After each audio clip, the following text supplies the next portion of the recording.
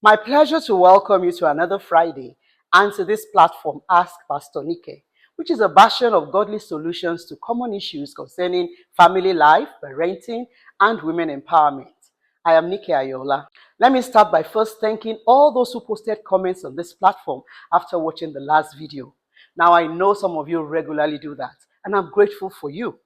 And some of you, after what I consider my passionate appeal, also did post comments as well. I'm happy that you did, and I'm thankful for each one. Your comments encourage me a lot, and many times serve as a pointer on the direction for upcoming episodes. You may not realize it, but you are my destiny helper, and I thank God for you. Next, I want to encourage you to please always like the video. Now you may have heard nothing new from me, but my assignment includes reminding us of the things that we've heard before because repetition enhances retention. Liking the video is at absolutely no cost to you, while it means a lot to me and my channel. Even if you think the content is not worth a thumbs up, you can give it simply for effort because you will agree that it's not easy publishing a video every Friday, come rain or shine. So please click the like button now, like right now, before going further. Thank you. Now, one of the comments on last week's video has actually provided an opening for today's, which I promised was going to be a continuation from where I left off, or the part that I carved out from the last topic about managing our parent-child relationships. The comment I'm highlighting says, I also want to remind parents that your kids are emulating your behavior. It can never be do as I say, not as I do with your children.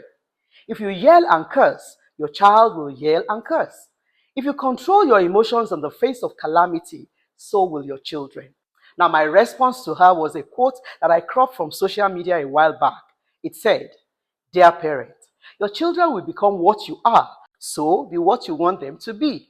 Now, it's true that children are like sponges, soaking in everything they see and hear indiscriminately. So it's important that we keep this truth in the forefront of our discussion in this video as I deal with the topic of managing parent-child relationship and imparting destiny training, because living by example is simply the best way to control what they absorb. The beautiful paradox of raising well-rounded and grounded children is in knowing how to hold them both firmly and loosely at the same time. Unfortunately, that requires us parents passing to them what many of us never received from our own parents, not because they were mean or bad by any means, but because they were not properly equipped to, and simply followed the examples that they also grew up with. Nobody has all the answers. Definitely not me. And successful parenting is not a one-size-fits-all situation. But I believe and pray that the execution of the following tips, will assist us parents in achieving the goals of instructing our children in the way that they should go, like we've been instructed in Proverbs 22:6. Train a child in the way he should go, and even when he is old, he will not turn away from it. For the purpose of this topic, I will limit myself to only 5 tips. Number 1, let your child's life be about your child. Now, I hope that doesn't come across as clumsy. But what I'm trying to say is that your child is not your property. So his or her existence should not be about you or your feelings. I agree that your children should make you happy because, well, you have and are sacrificing for them daily. But your happiness should be a byproduct of their right choices and not their goal.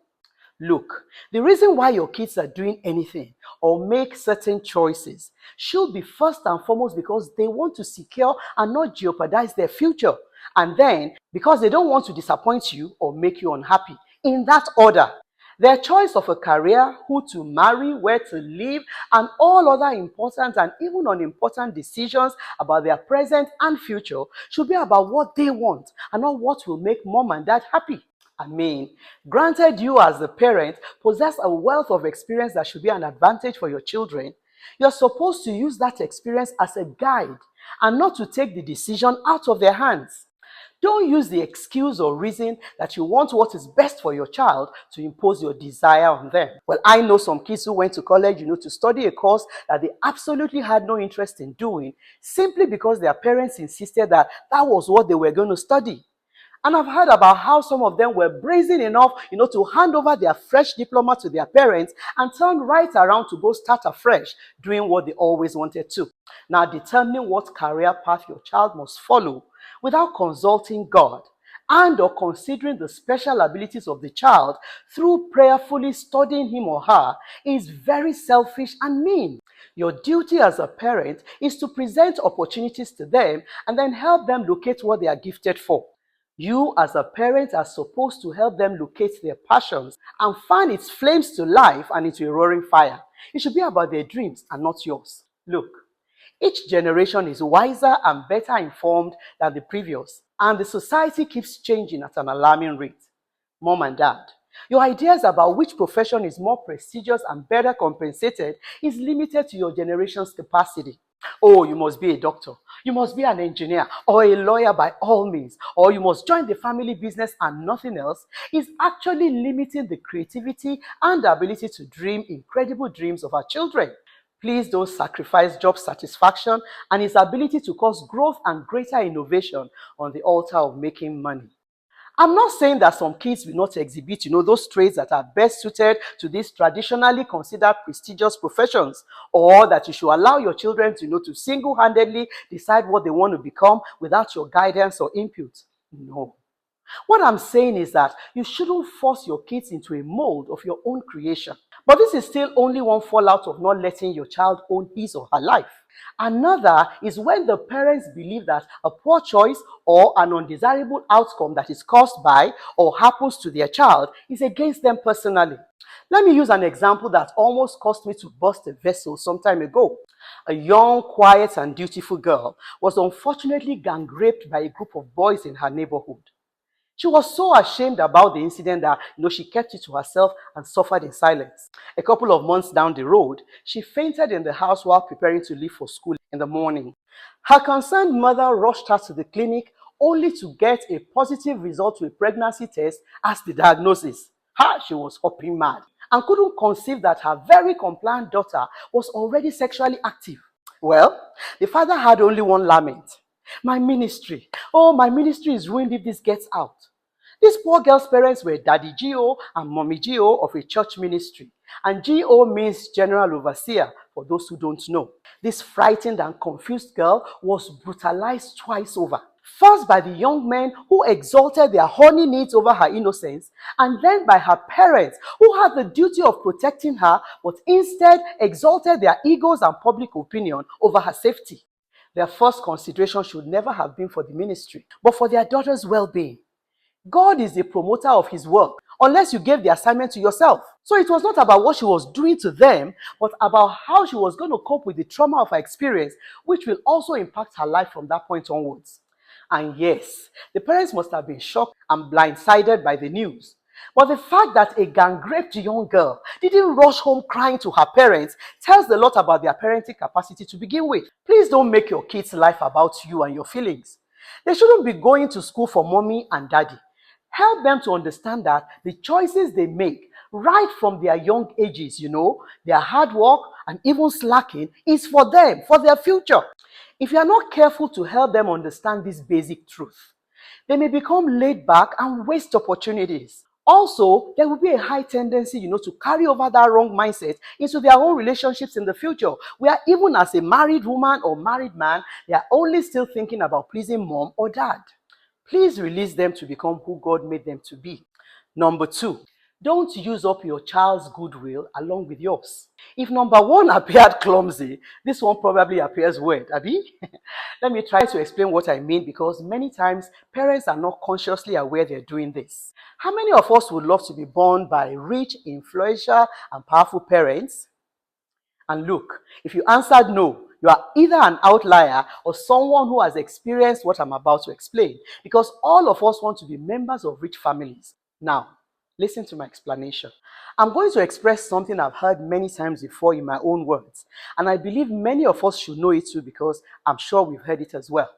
The graveyard is not only the burial place of decayed human body parts, but of many unrealized potentials as well. Using my own words. When we give assent to this fact, our thoughts are often limited, to the many who didn't have the opportunity of discovering and harnessing their God-given potentials because of family or societal poverty. But while it's true that potentials and abilities may be buried with men and women because of the lack of funds and exposure, it's also true that the availability of funds is an equally potent killer of dreams and particularly of initiatives. Have you ever heard that necessity is the mother of invention? Yes, lack, needs, and even pain, when harnessed properly, is designed by God to create geniuses and inventors. If necessity gives birth to great ideas and inventions, can you imagine when all your needs are met? You stop thinking. Satisfaction robs you of drive, of push, of the ability to think outside the box, and ultimately of potentials. Think about it. How many children of rich and powerful people have you heard of doing great things and surpassing their parents' prowess? Parents who acquire success legitimately must be deliberate about creating opportunities for discomfort and dissatisfaction for their children. That's exactly what God does for us too, as the children of the most successful parent that ever was and ever will be. He deliberately creates disruptions in our lives from time to time to ensure we don't get complacent and settled. Not wanting your kids to suffer for anything will kill them faster than poverty. But again, that's the mistake we make as parents. We want to shield them from the suffering we had to endure growing up, forgetting that there is purpose in pain and that we have become who we are today because of the same pain that God graciously allowed into our lives.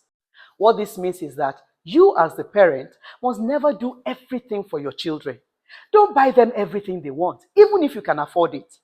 Don't seize the opportunity for growth and refining by providing their every need.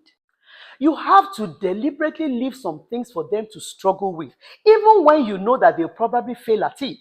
There are valuable lessons that failing teaches all of us. If you stop a toddler from taking steps because you're afraid that they may fall, that child will not walk. Give them permission to succeed and also to fail. There's a place for each one in honing life skills.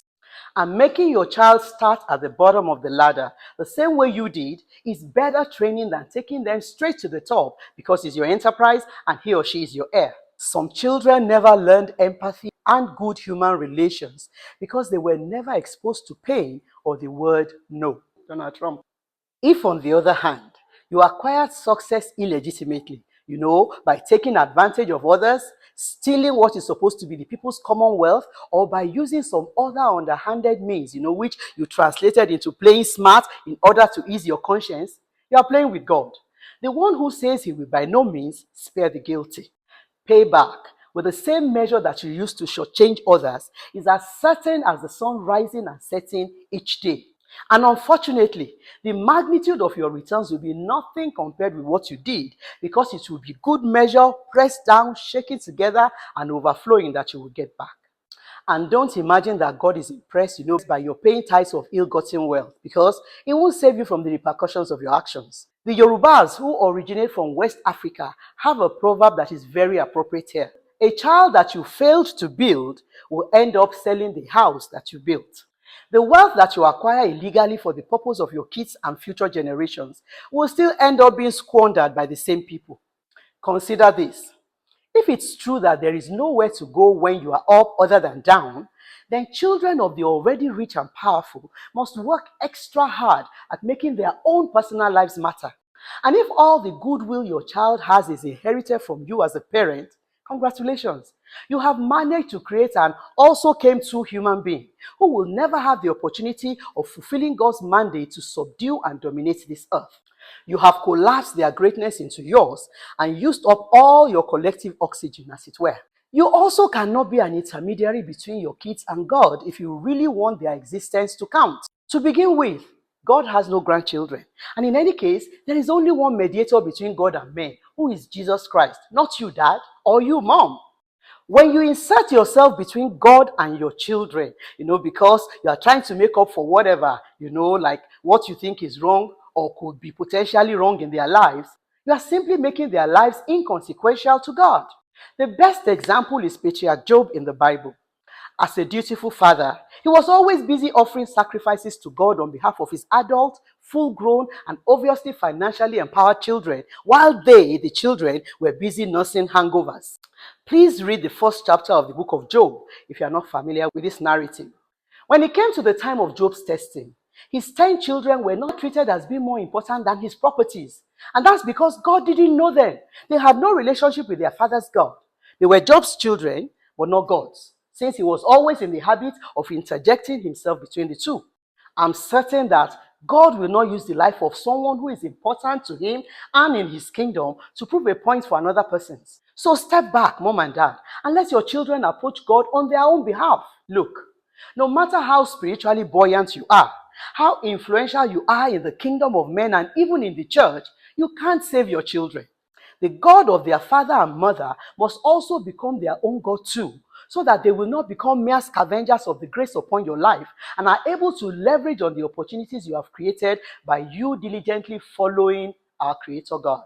Bottom line for tip number 2. Dear parents, please allow your children to cultivate their own goodwill. Your success as a parent should be a ladder and not the graveyard of your child's dreams and aspirations.